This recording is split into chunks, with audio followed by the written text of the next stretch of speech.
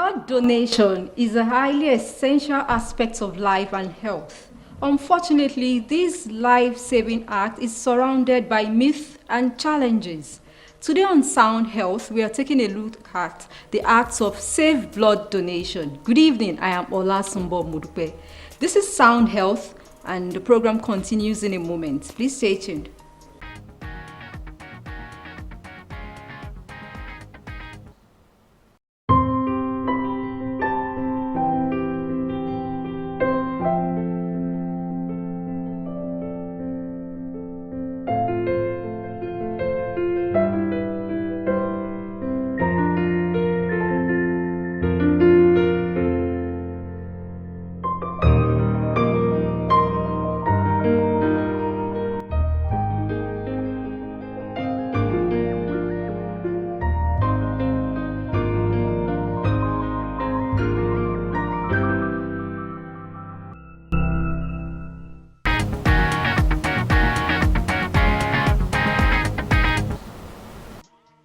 Sound Health on Lagos Television. Joining us via Zoom this evening is Dr. Oluwatimilehin Ogunkoya, Wellness Manager with Total Health Trust, and he is going to share his expertise on safe blood donation, the act. Good evening, Dr. Ogunkoya, and thanks for joining us. Good evening. Thank you so much for having me. It's a delight to be able to come to your space and then share much needed information and knowledge. Thank you so much. All right, we are pleased to have you. You're welcome.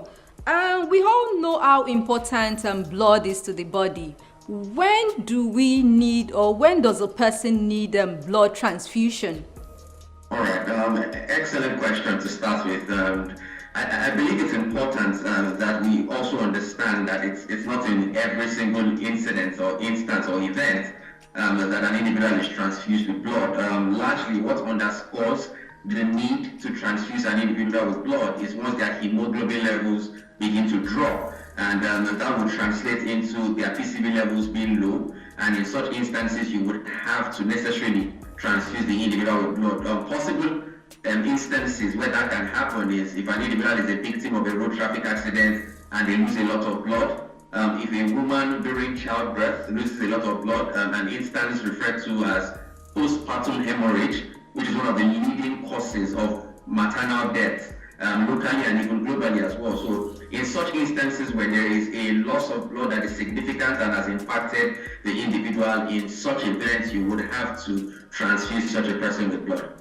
All right, so can anybody engage in this act? Who can donate blood? All right, that's a great question, and I would have loved to say everybody can donate blood, but that wouldn't be accurate, so speaking. So it's best looked at in two categories, basically. There is what you can refer to as the definite criteria and then the deferral criteria, but I'm just going to speak to both of them as quickly as possible, just so that I'm able to shed some light on what it takes. So in terms of the definite criteria, what exactly underscores people who can donate blood? Number one, age is a criteria. So it means that for you to be able to donate blood, you should be between the ages of 18 and 65 years. But there's a bit of a caveat to that, meaning that individuals who are between the ages of 60 and 65, it shouldn't be their first time donating blood. So it means that even if you are above the age of 60, you must have donated blood previously. If not, you wouldn't be eligible to do that. But the age range that is eligible is between the ages of 18 and 65 years. The second one, very quickly, is the weight of the individual. So you should be at a minimum of 50 kg for you to be able to donate blood, and that's one of the things that will be checked if you present yourself to donate blood. And then thirdly, which is also very, very important, so that someone does not donate blood and then they need the blood right after they have donated it. So it's also important to check the hemoglobin level of the individual who wants to donate blood. It should be between 12.5 and 13 grams per DL, and if that individual has a hemoglobin level lower than that, they wouldn't be allowed to donate blood. So those are three critical things that underscore who can donate blood at any given point in time: the age of the person, the weight of the person, and then the hemoglobin level of the person. There are other things to consider, but I'll allow for the conversation to continue.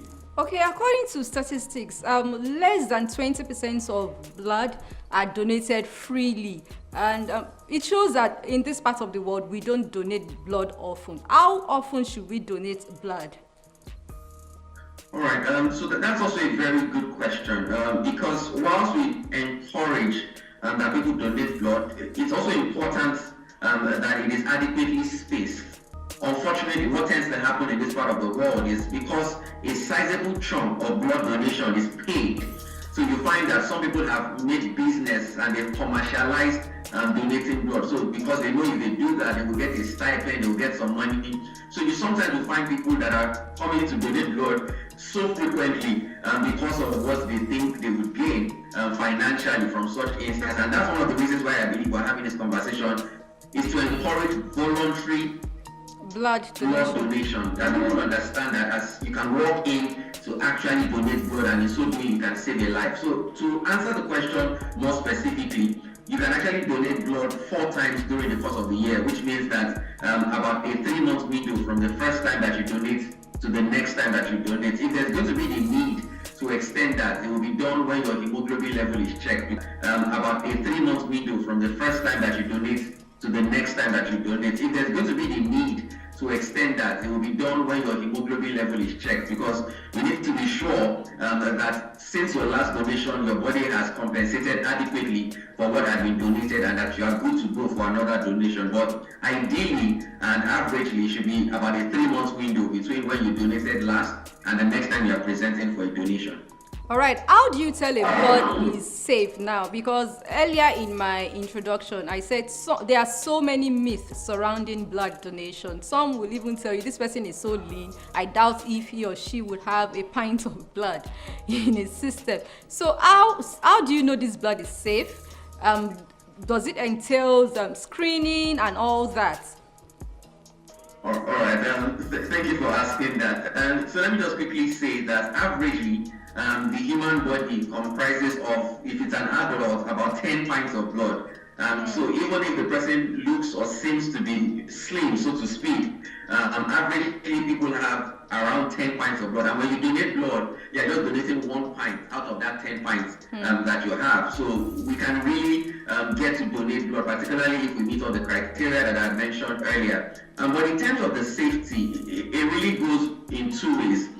First of all, before the individual donates blood, there is a criteria that it will go through, which is then the deferral criteria. What that means is that you might not be able to donate blood at this time, but you can donate subsequently. So, for example, if an individual has a tattoo, for example, it doesn't mean they cannot donate blood at all. But if they just got that tattoo recently, within a 6-month window, they'll be asked to wait for 6 months so that they actually then come back to then donate blood. And that also speaks to also other things in that category, such as pregnancy, or if a woman has a heavy menstrual flow. But to then get into the meat of the matter, which is what you've asked, is about the safety. How do we guarantee the safety of the blood that has been donated? Thankfully, part of the process is to screen the blood. So after blood is collected, it's not just given to the person who needs it immediately. It's actually screened properly. It will be screened for HIV, or hepatitis B, for hepatitis C. It would also then be screened for syphilis and all of that, to make sure that before it is transfused to the person who needs it, we are sure that that individual is not going to get infected by virtue of the blood that has been gotten and is about to be transfused. So to answer the question simply, the blood is going to be screened before individuals get transfused with it.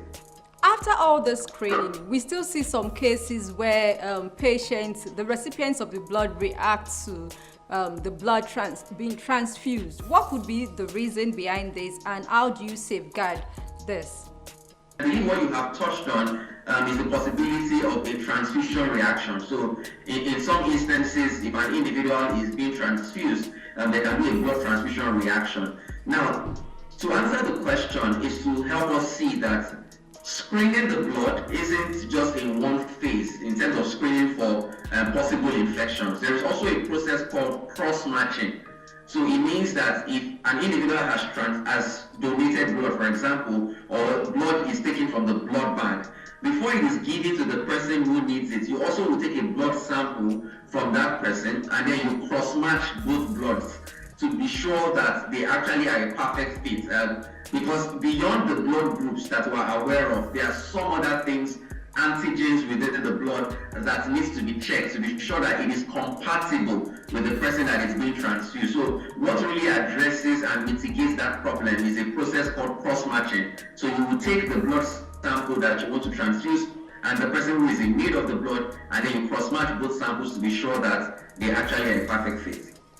Okay, apart from the normal blood groups we know, the type A, the blood group B, the O, and all that, are there also other blood groups that are not known by members of the public and are very vital to humans? Yes, absolutely. And to answer your question, it's yes. So there are quite a number of them to consider. And beyond the blood groups, there are also other antigens. So there is also what is called a rhesus factor that is in the blood. So sometimes you hear that, oh, this person is O positive, or this person is A negative. So there are other things to consider when it comes to the nature of the blood of the individual. And let me just quickly add to say that that's usually genetically determined. So as an individual, you don't have an input in terms of what your blood group is going to be, or whether you are rhesus positive or rhesus negative and all of that. But there are so many other things to consider, and that's why cross-matching is usually very important. All right, blood donation must be voluntary, must be non-remunerated. Since it is given freely, why is it so costly, and what can be done to checkmate this? Because we see a pint of blood go for about 45,000 naira. An average Nigerian cannot afford that. How do we go about this, and how do you encourage voluntary blood donation? All right, fantastic, and thank you for asking, because in my opinion, it's an excellent point, because we should ask ourselves that whilst we're encouraging people to donate blood, there is the notion that why do people then have to pay for the blood that has been donated freely in that instance? And to answer that question, I think it's important to unpack a few things. First of all is that it's key to understand the process. So you have donated the blood, but that blood still needs to be screened.